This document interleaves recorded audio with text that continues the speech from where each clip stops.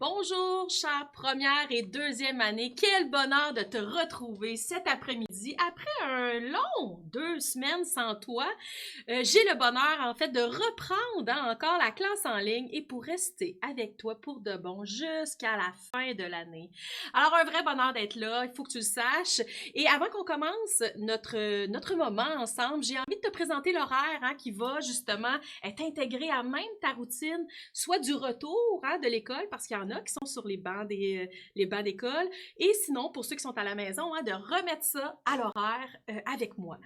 Alors, je te présente l'horaire pour la semaine prochaine, parce que cette semaine, il y aura des petits changements, mais pour ce qui est de la semaine prochaine, regarde bien ça, je te mets ça en grand à l'écran. Alors, tous les lundis, mardis, mercredis, jeudis, on va se rencontrer toujours à la même heure, à 4h30.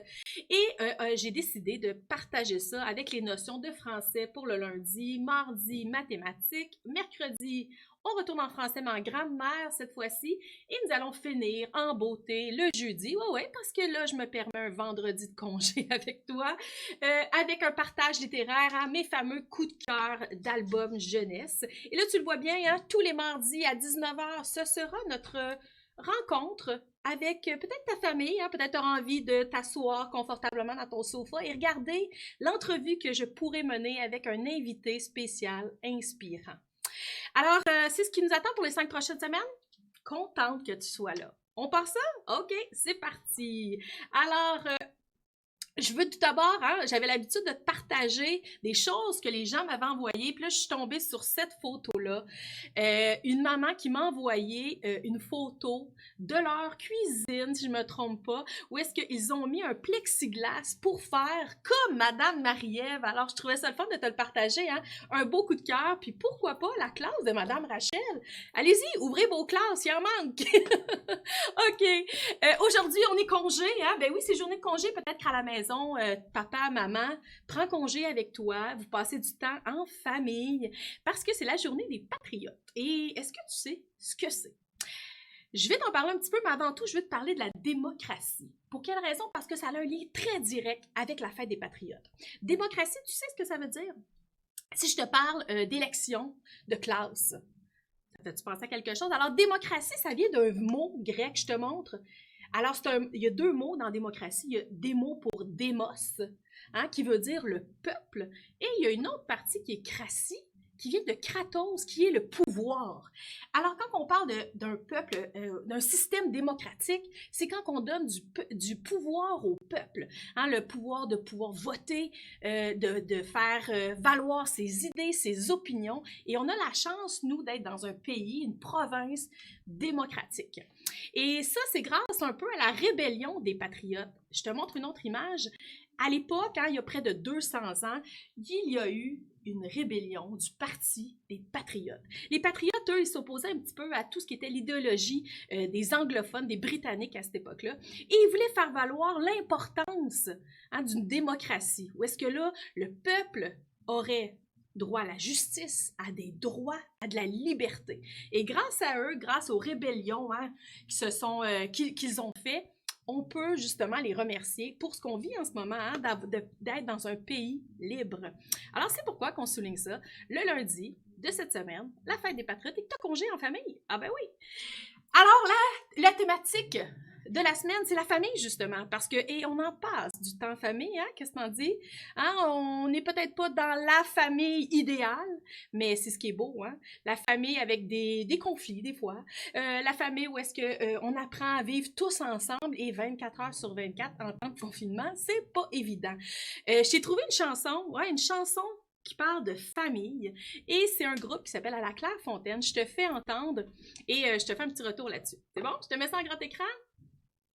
Et voilà, et laissons place à la musique. Et là, je me cache au complet parce que je veux pas que tu me vois danser.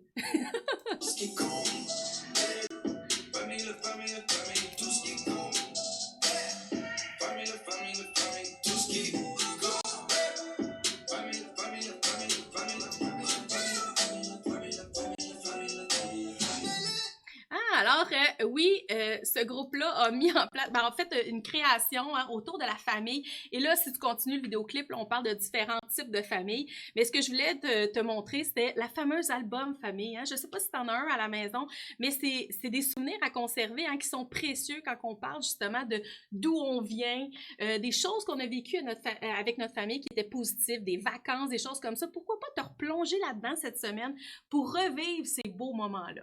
Alors, on va traiter de ça parce qu'en plus, on vient de terminer la semaine québécoise de la famille. Et il y avait la fête des mères aussi qui a eu lieu la fin de semaine passée. Alors, on va baigner dans cet univers-là durant la semaine.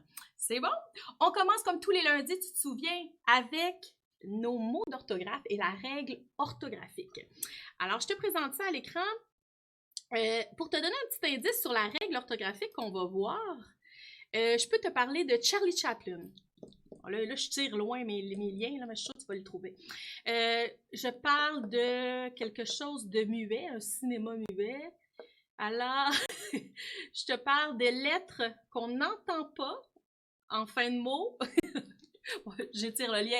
Alors, c'est les lettres muettes en fin de mot. Il y a des mots comme ça que tu dois connaître. Et pour vérifier justement si les mots s'écrivent avec une lettre muette, on a des petits trucs, on a des stratégies et c'est ce qu'on voit aujourd'hui.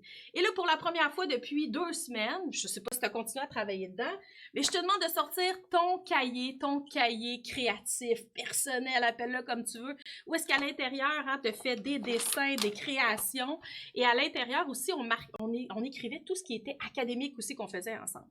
Alors aujourd'hui, on écrit la date du jour, on est le 18 mai, le temps passe vite, le 18 mai 2020, tu t'en vas écrire ça dans ton carnet et aujourd'hui, la règle orthographique, c'est les lettres muettes. Alors on va écrire lettres muettes.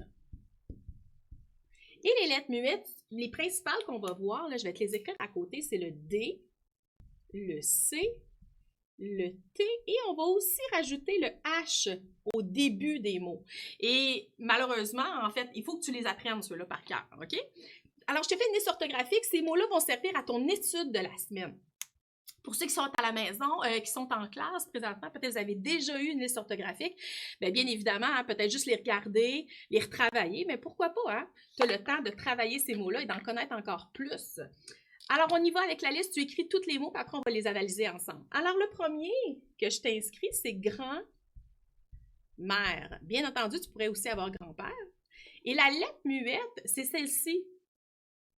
Et une des stratégies pour vérifier les lettres muettes, je vais te les écrire ici, c'est soit de trouver un mot de la même famille, je vais te l'écrire, ça c'est la première règle, stratégie plutôt, mot de la même famille.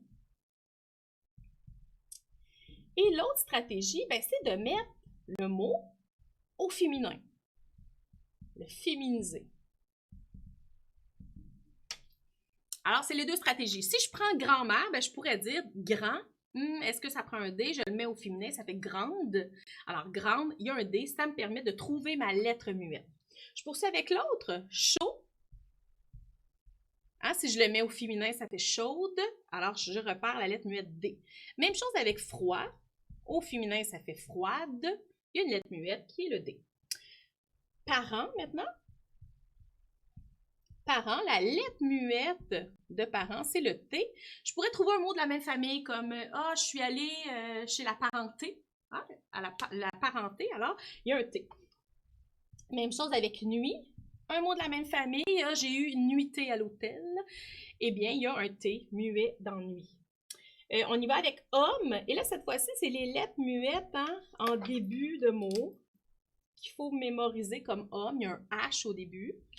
Ensuite, je vais te donner des mots qui, eux, tu dois les connaître en première, deuxième année, mais tu dois mémoriser l'orthographe pas mal parce qu'il y a des lettres muettes et ils sont très peu explicables, mis à part une origine passée. Alors, temps et trop. Alors, tu as vu le temps? Oui, il y aurait temporel, mais il y a un petit S ici qui est embêtant, là, qu'il faut se souvenir. Et le trop, il y a le P qu'il faut connaître par cœur. Alors, tu te souviens, à chaque semaine aussi, ce que je faisais, c'est qu'on regardait les classes de ces mots. On devait aller les classer dans la bonne catégorie. Toi, tu devrais connaître déterminant, nom, adjectif, et même les mots aussi, tu devrais savoir les repérer. On y va ensemble? OK. Alors, si tu es capable, hein, tu peux y aller avant moi, puis après, juste te vérifier avec ce que j'ai dit. Grand-mère, on peut dire une grand-mère. Alors, si j'arrive à mettre un déterminant, c'est un nom féminin. Chaud, chaude. Je peux mettre au féminin, tu le sais, hein? C'est un truc qu'on s'était donné. Adjectif. Froid, froide. Adjectif. Parent, on pourrait dire un parent. C'est un nom masculin. Nuit, une nuit, c'est un nom féminin. On dit un homme, nom masculin. Temps, oh, c'est le temps, un nom masculin. Trop, je peux dire un trop? Non. Trop, je peux-tu mettre au féminin? Non. C'est donc un mot outil.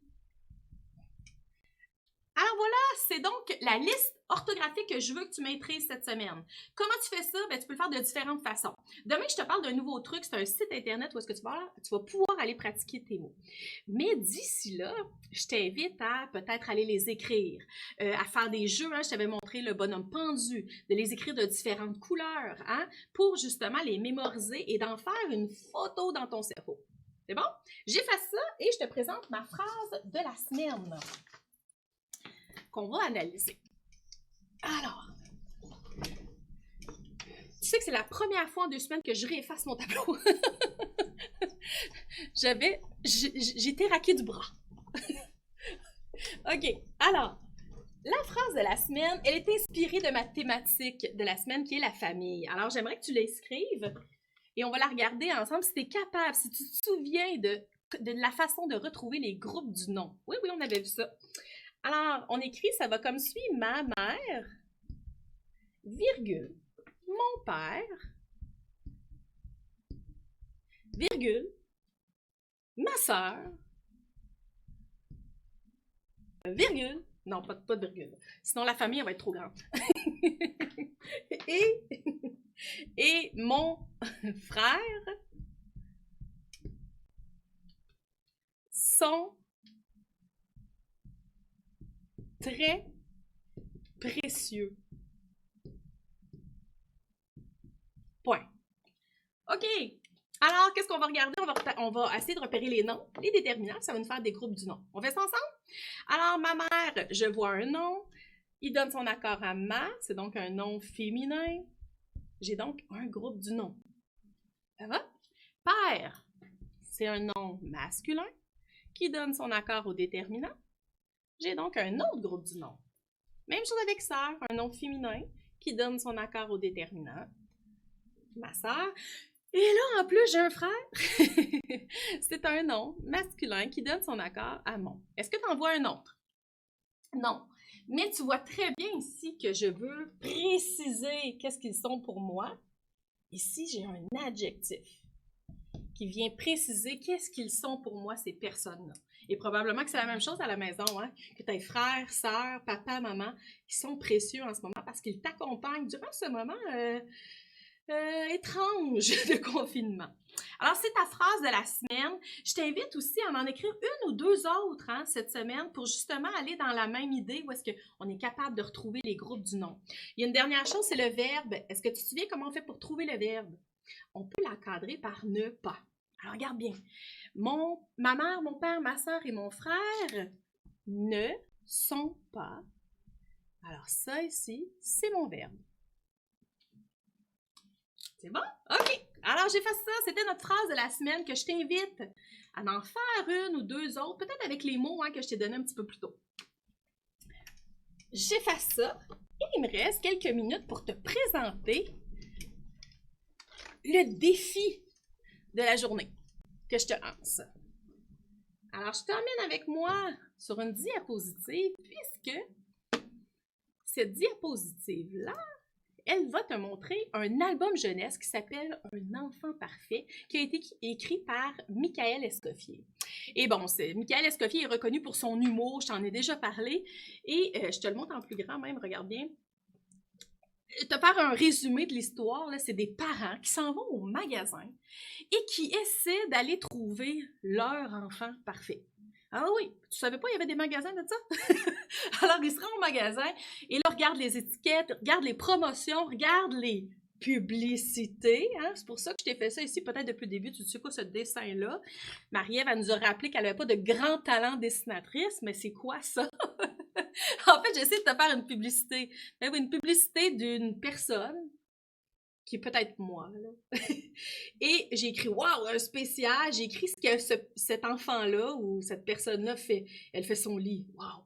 Elle défait le lave-vaisselle. Ah, génial. Elle est souriante, elle est drôle. Alors, quelqu'un qui arrivera au magasin des enfants parfaits, probablement me choisirait, m'achèterait. C'est sûr.